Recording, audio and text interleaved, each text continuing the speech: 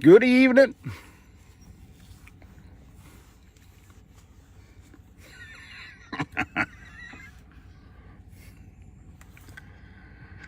There we go. How's everybody tonight?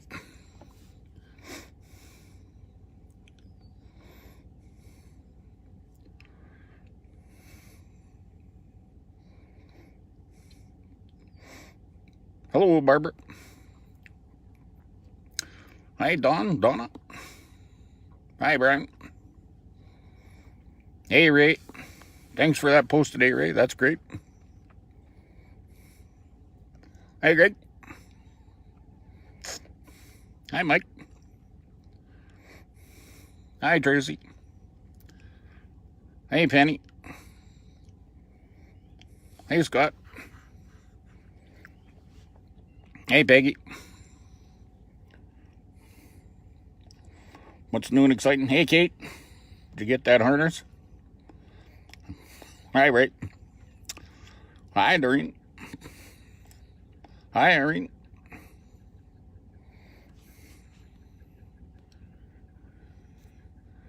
Hey, Craig.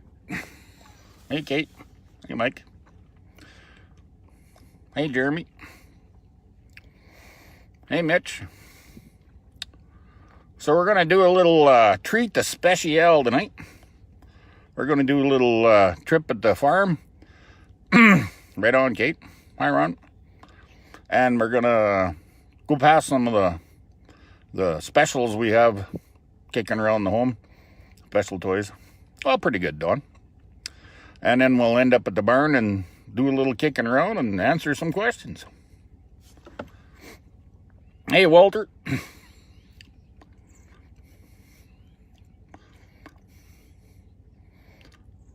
Hello, Ingrid. Hey, Gordon. Hey, Kelly. I'll flip you around. We'll start here. That's, whoop. Dad and I's covered our wagon that we built. We'll get some horses up on the hill there. Waiting on babies. Not sure what's the hold up. Women. Who knows? Got some old junkers there. And a wagon. We're starting to get some grass. We missed out on the snow that they got out west.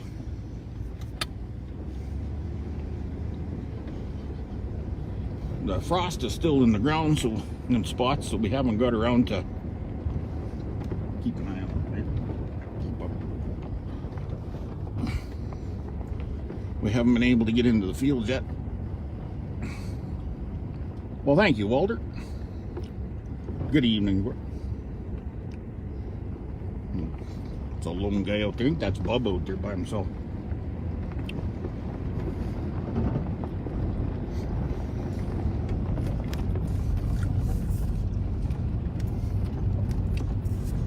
So a little patch we got started plowing last fall and then get back to. Ended up in the hospital and missed out on it.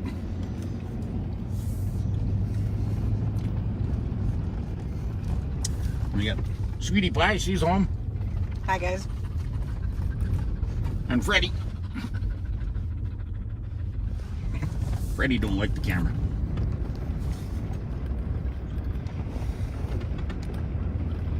It's not so muddy. It's just, it's dry. It's kind of weird. It's dry on top, but it's froze underneath. Mostly because we've had enough wind to dry it up. Just not enough warmth to warm it up. Seems kind of weird, but. Hello, Paul. That little spreader right there, that Coxswain tractor drawing, that's for sale. Some more horses way out there by that cloud. You see them?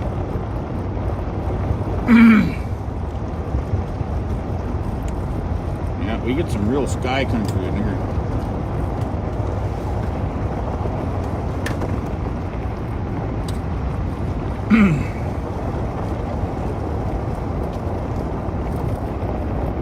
Lucky we live in the country, roads aren't too busy yet. So we can pull over and kind of look at stuff. There's a bunch of the horse discs ready to go. There's a bundle loader. Hi, Ron. Hello, Rick. There's a Jayhawk and a whole bunch of horse rakes and discs, and round bale rig, square bale rig, square balers, horse-drawn motors. Some of the wagons we used when we were practicing with a big hitch there a couple of years ago still hooked together. That's a wagon dump paddle auger.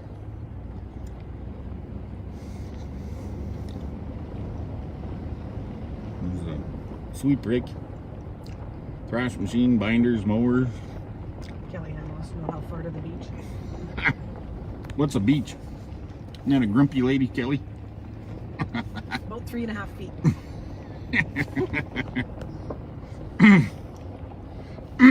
There's another bundle loader. There's Dad's sign. Dad was the wagon master. I'm the hitch master. You like building the wagons, I like driving them. Another Jayhawk, another sweep breaker. There's a header back there too.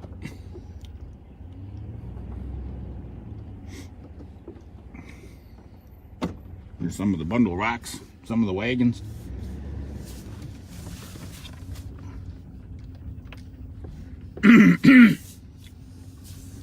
Dad and I restored quite a lot of mowers at one time. I think we've done over 20. We kept 9. A couple of them we bought back since from folks that passed away and bought from their estate or brought back when they retired or whatever. It's my favorite binder. It's an International. Got quite a few dump brakes and stuff. It's a John Deere, that one. And that's that's the old wagon that Dad first started with when I was a young guy. That's the wagon he had. It's a pretty nice wagon, but it needs restoring. There's all sorts of machinery out there. Plows and rakes. More wagons. More wagons, more wagons. We did a live thing a few years back. A couple of years ago. I think we counted over 40 wagons at one configuration or another. There's a cutter and a buggy and a cart in there. A bunch of carts. We got people movers out. Got some stuff to do with them. There's a covered wagon.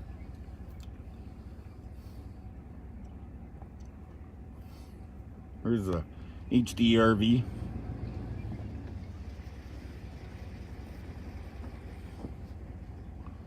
There's the old truck. There's a wagon that neighbor Darwin brought for us to fix.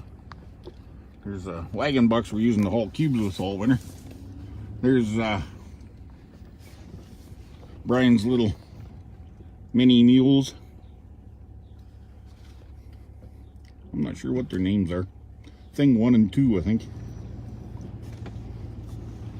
And we're bringing the rubber tired hitch wagon home, and it not had 1 flat but 2 on the way home. So there it sits. This is the pasture. I call it the little horse pasture. It's where we keep them overnight mostly, and then in the winter time we keep, you know, the old horses or the young horses in there. We have quite a few racks built just like this one. That's one with a John Deere wagon under it. We build a lot of them that way for hauling people, giving hay rides.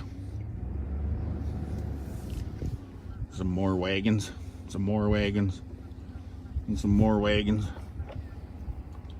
It's an interesting place if you want to just walk around and look at stuff. There's a few more mowers in there. There's another wagon. A couple of 4 carts. There's the big horse trailer. It's 53 foot.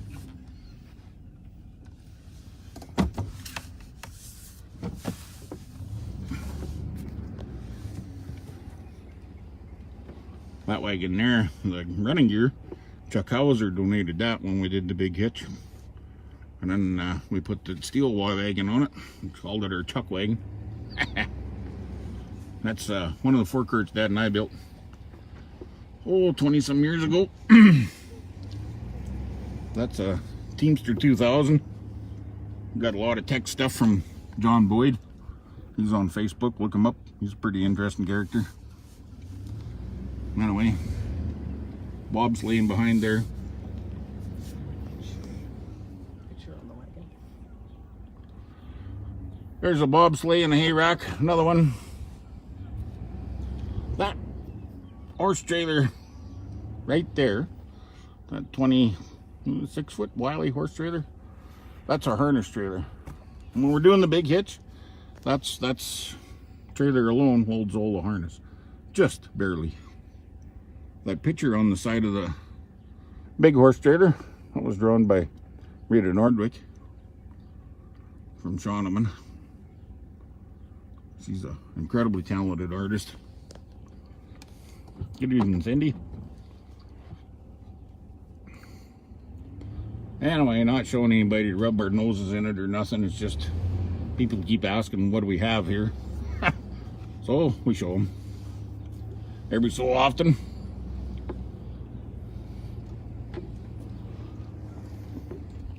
An old Dodge truck there has a hitching rail on the back. And when we're moving horses back and forth from the field to do farm work, we use it to tether them out and trailer them back and forth with. Here's a little buggy frame that Brian dug out and he's going to work on. So he has something for his mules to drive on. This is Mom and Dad's home behind us here. That's a nice little rubber tired express wagon. And those rubber tires were factory on that wagon. It's not a conversion or a cutoff. But they're a 19.5 tire. And they were originally used when they changed artillery from wooden wheels to rubber tires. Kellyanne said it might be easier to list what you don't have. And then there's a wooden wheeled express wagon. There's a Richardson road grader with a McKinley chain eamer. I posted a video on that the other day. There's my hot rod sitting with one wheel off. It's sitting in the shop, waiting for me to get off my fat butt, shrink the tire back on. Missed my hot rod. Got to get him going. And there's a Oliver Sulky Coxsut gang plow sitting up ready to go. Here's some more detritus. Another wagon sitting in there waiting for me to shrink tires on.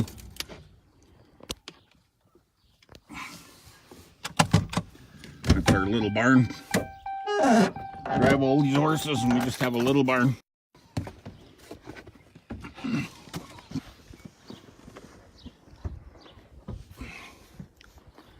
There's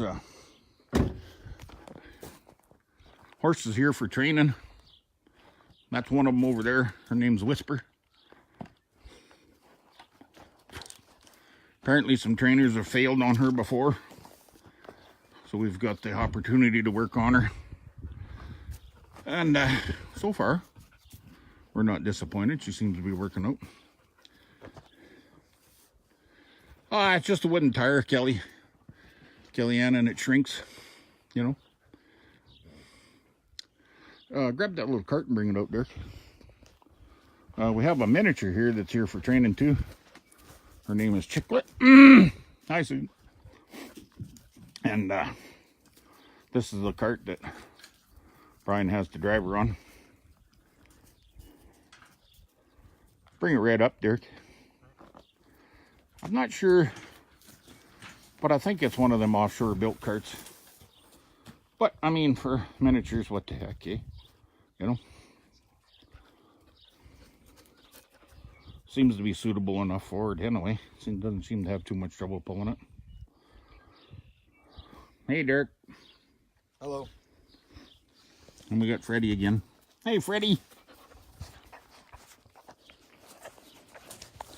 Don't you want to be a Facebook star? Eh, don't you?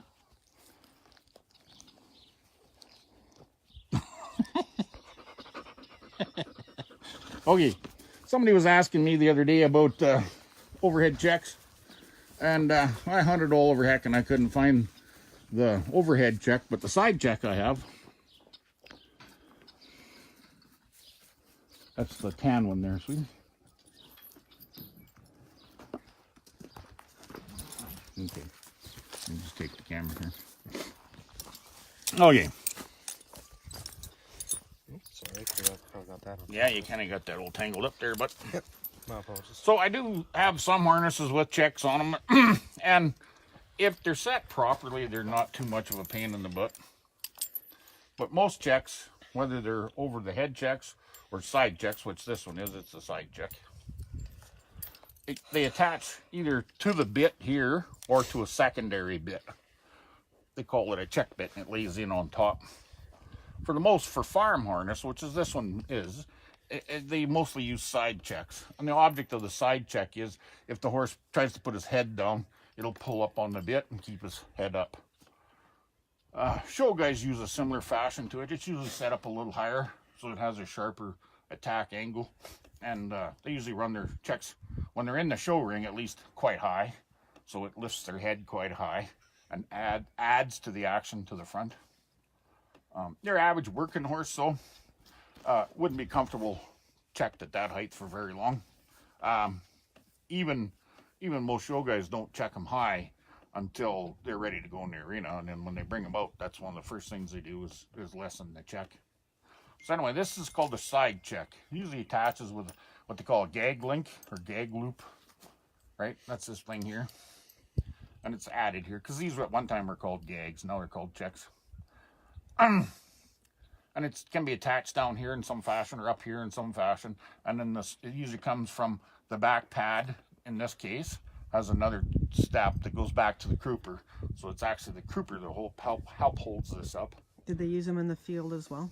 Yeah, some guys do. Some guys still do. Some guys did. Not everybody. What the object of them is it keeps them from putting their head down and grazing or farting around or rubbing on the pole when you're driving. Right? That's what they do for most average farm work horse. Not for the show guys, it's a different ballpark. But this setup for a farm harness is set so that when they're comfortable, it's loose. And when they put their head down 3 inches, it checks them up, keeps their head up. So they can't graze or whatever, they have to just drive. So anyway, that's the side check. And it usually goes over the hames back to the back pad, between the hames, and back to the back pad and snaps in on this here particular loop right here. It's called a roller loop, right? Now show harness, they run it at a little different ballpark. It runs up, and on the front of the collar, it has a post that stands up in front of the collar. And if you look at any catalog that shows show harness or whatever, it'll show the post. And then most of the time the checks go to that post. And then at the back side of the post, the collar is usually snapped by a single line from there to the back pad, from the back pad to the crooper. So that if they try and duck, they pull on the collar and the collar pulls on the crooper and whatnot, keeps their head up. But most farm harness didn't have usually the scotch top and the post. They would go right back to the back pad. Okay, grab me the other bridle, Dirk.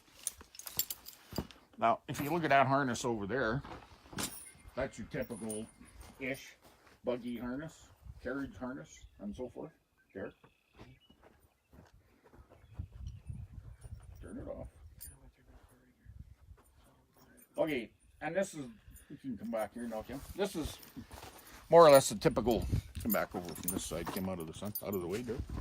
Sorry. Hang on to it there. So this is your typical carriage drive, and it has a loop called a caveston, right? And it has a few jobs, but a lot of them that drive with snaffles on these will run these fairly snug so they don't open their mouth with a snaffle.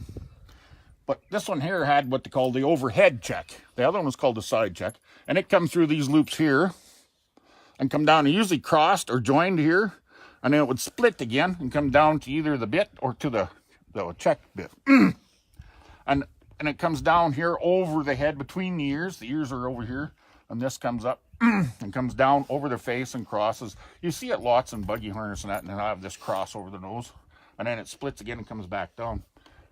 And what it does, the side check lifts the head up. The over the nose check or over the head check lifts the head up and tips the nose out. So when the horse puts his head down, it tips him out like so instead of just up. That's okay, you can let it go down. anyway, it runs through here, and it usually goes through the hames, or a hame loop on the hames, and ties to the back pad. And that back pad then has a crooper when the crooper helps hold this head up. And that's what the whole object of the checks are. This is an overhead check, and the other one is a side check, just to reiterate. And the difference you can tell is one goes over the head and one goes down the side of the head. Now, are they necessary? No. Do people use them? Yes. Do I have harness with them? Yes. Do I use them? Sometimes on some horses, yes. If a harness has it, I don't necessarily take it off right away. This particular bridle, I did, because the strap that come down through here broke at the bit. So I just took the whole piece off with the plans of having to repair it. But I found the mare that we were driving in this harness, which is Sprocket, really didn't like the check, so I just never bothered to put it back on. She didn't need it. She was not one of those that drug her nose on the ground trying to graze all the time. So that was the over the head check. We took it off, and it's still sitting up at the house. And then the cave's done there again, right? There's many names for these. A lot of guys use them when they're showing. They put an extra ring on here, and they snap a halter shank into that instead of trying to put a halter over the top. But it's never a good idea to tie to a bridle, but some guys do that when they're in a hurry, right? They'll snap on here. And the cave stun helps for that. And like I said, a lot of guys will run these fairly snug when they use snaffles, because a horse with a snaffle wants to open its mouth because it's being pried. So they run the cave stun on it to kind of help keep the mouth shut. There you go, Derek. Thank you. So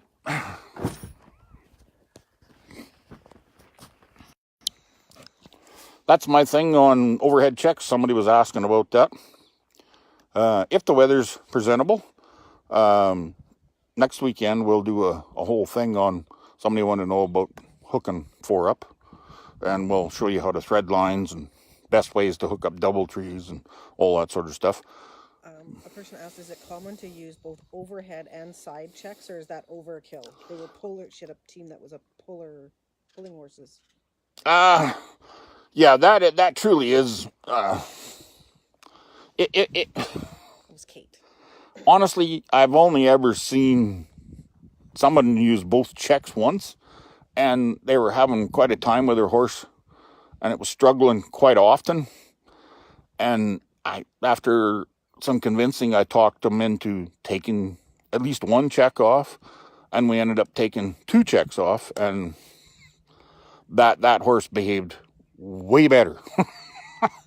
It was just being confined so badly that it just struggled. It's like when you're waiting in a parade and you're holding a horse by the shank for the driver while you're waiting for the parade, so they don't fool around, and you're holding it so tight they get annoyed and start farting because they're being held so tight.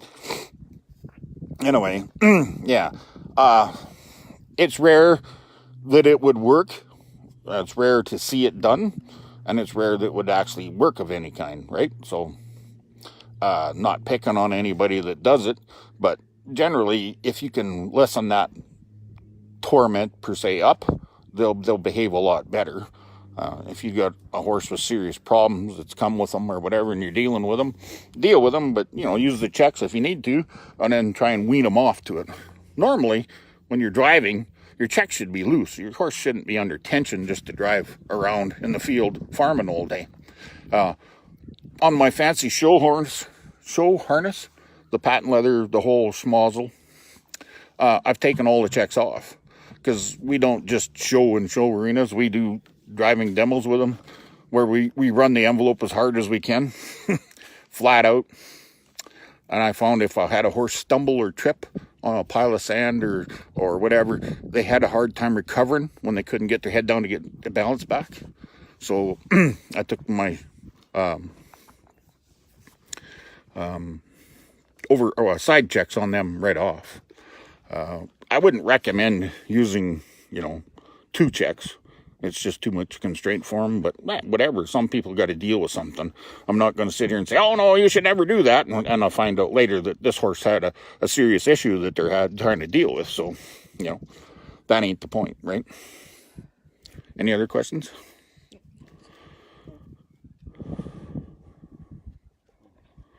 Heading home from Oklahoma.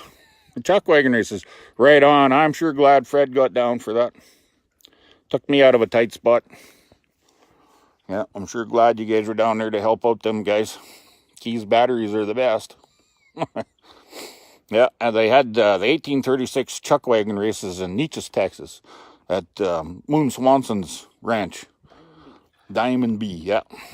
Yeah, it's a great time. It's a great time. Anyway, Fred Patrol was down there helping out for us, pulling the cannons. I didn't get to go this year because the docs didn't said no way. So here we are.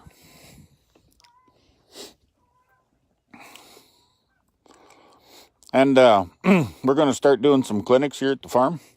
And one of them is Colt Training. And we go through starting colts. We get, we get wild colts brought to us all the time that have never been handled. And we put them in these pens and start to expose ourselves to them in the chute here. And we, bring them in the chute, pet them, play with them, and trying to introduce ourselves without panicking them. And then from there, we halter break them from here. And once we get them halter trained, then we start tying them to hitching rails like so. Good stout ones that can't cause them much trouble. Hi, Richard. How are you?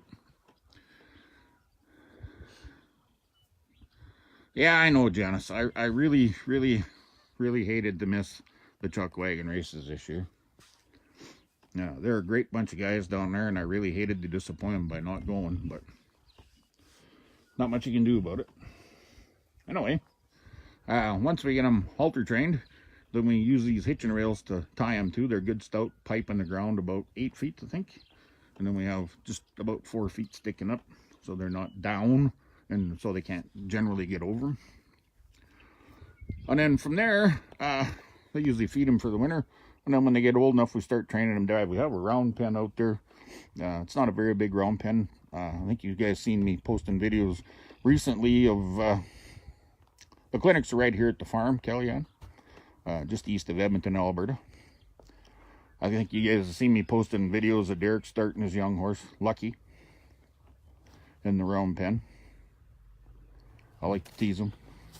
Call it Jake. But its name's Lucky. It's pretty quiet here at the farm. We have some geese and ducks, but the frogs haven't started to sing yet. And you can tell the frost is out of the ground when the frogs start singing. When the frogs really, it gets so noisy here in the evening you can't hear yourself think. So, anyway. Well, you're welcome. Overhead checks and side checks, like I say, I don't pick on anybody for using them. They have their place. If you got a horse that's constantly ducking his head down trying to graze all the time or whatever, they have their place. And in the show ring, it does help add to the action of the horse for sure. But it's not going to make action on a horse that doesn't have any. But it'll help it. Right? Oh, stay, Freddy. You got muddy feet, buddy. Anyway, we'll take you for another little bit of a drive.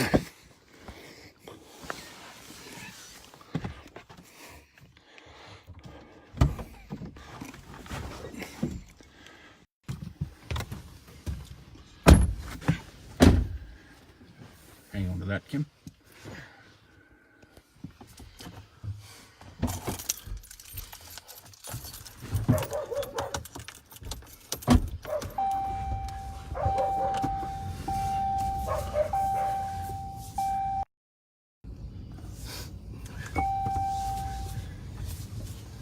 We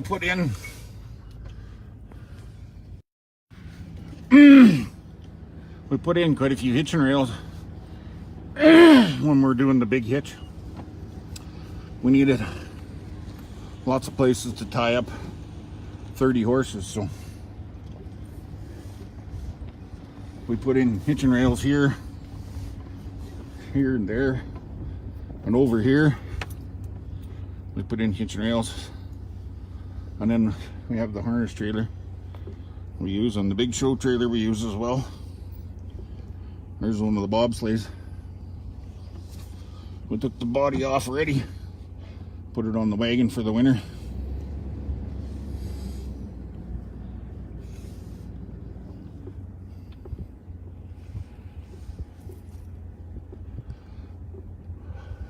here's some more interesting stuff here. There's a fuel tank that old Bill left here.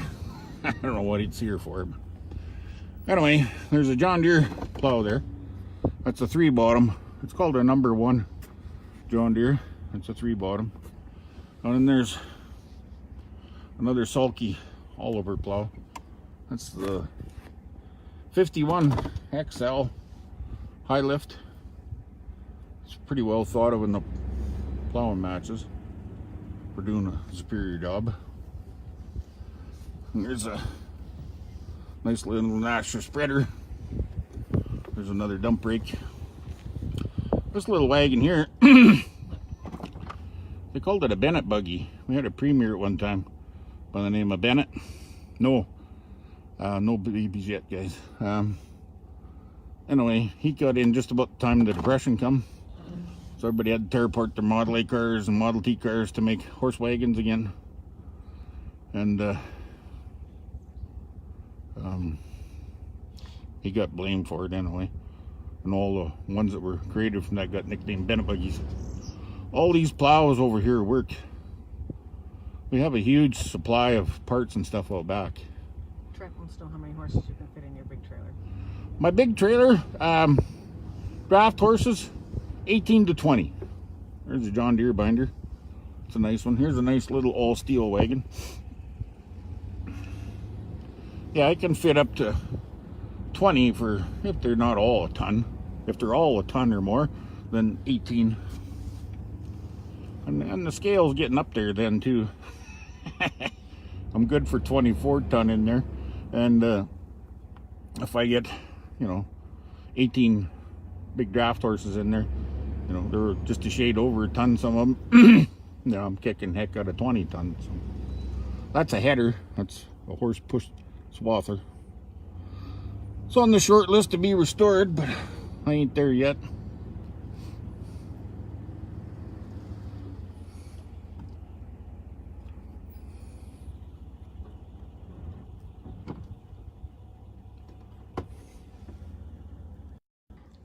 Anyway, that's just a tour around the farm. Just thought I'd let you guys know. Derek again. Yep, sitting in the back as usual. It's getting too big for the back. Yep. Knees all fold up. Yep. Oh, well, I'm sitting in the center. You're gonna have to ride in the box here pretty quick. Or get big enough to drive. I am big enough to drive. I just haven't got my license yet. Yeah, anyway, I thought there'd be more horses. They're usually around looking for a snack of oats or something, but Yeah, they're just up at the corner corral. they've all wandered off for some reason. Let's do a little tour out in the pasture there, Derek. Sure. We'll take you out and show you some of the projects that we have in mind and stuff. I'll flip around here so you're not looking at my ugly mug all the time. There's that 3-bottom plow again. In there's a cart, a biffy that tows behind the covered wagon. Some of the show harness. That's where my hot rod's supposed to be, but with the bum wheel it's out. Here's some of the seed drills backed up into the hedgerow for now.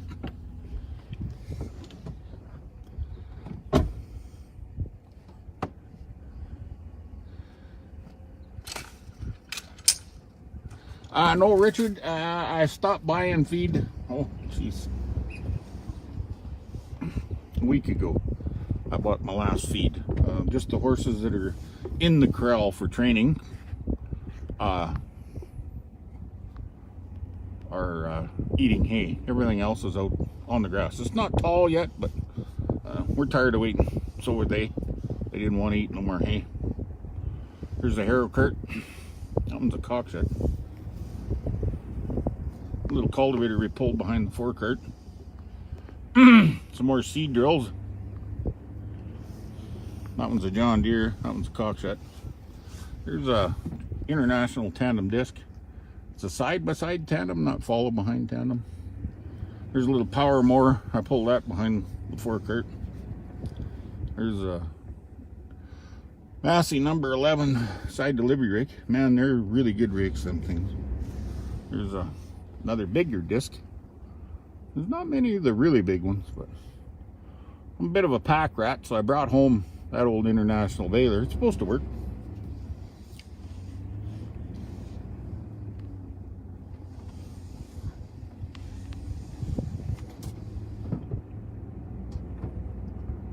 Before we went to Texas, a couple of years ago, we practiced with a pretend cannon, just so we kind of got the feel of them, the extra weight and all that sort of stuff. So we put this one together. No, it's not a cannon, but yeah, I don't know, they're around here somewhere, them horses. That's a Jayhawk stacker there. There's some more side delivery rigs, round bale rig, more seed drills.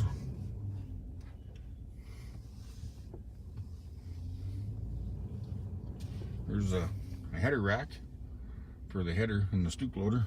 Another dump brake, more dump brakes. Another fork sitting out here with 4 breast on it. We were using that to do a little heroin last fall. Some more racks.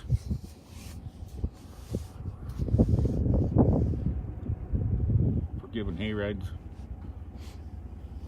We have quite a few of them. More wagons. There's my shoeing stock over here. We don't use it too often, but when need it, we have it in case we have a horse that has an abscess that ain't happy about being doctored on. There's some of the 3-point hitch equipment for the Teamster 2000. Some more wagons. There's an old tractor I don't drive. I haven't driven for years. Tire went flat on it, finally sitting there. Some manure spreaders out back. Another stoop loader, bundle loader. Some granaries with a bunch of precious bits hidden in them. There's a pretty good wagon. There's a wagon that I got a broken axle and I gotta fix. Always something, always something.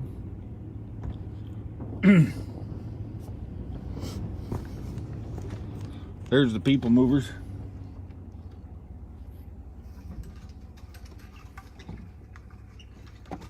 We got this first one.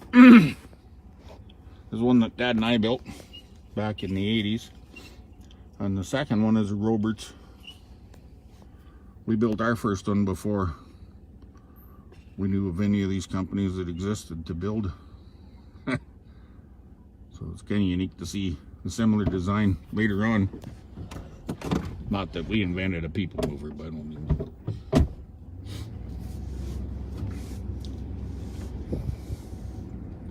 Here's a toy I got home. I haven't got to yet. It's a horsepower. It's one of them deals where the horses will walk around in a circle like a carousel and drive a machine. There's the other side of the show wagon or show trailer.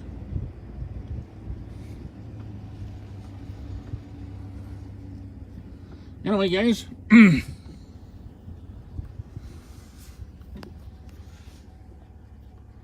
thought we'd let you guys go. Weather's starting to play along nicer, so we're going to start doing some more stuff down at the barn. It's still a little chilly.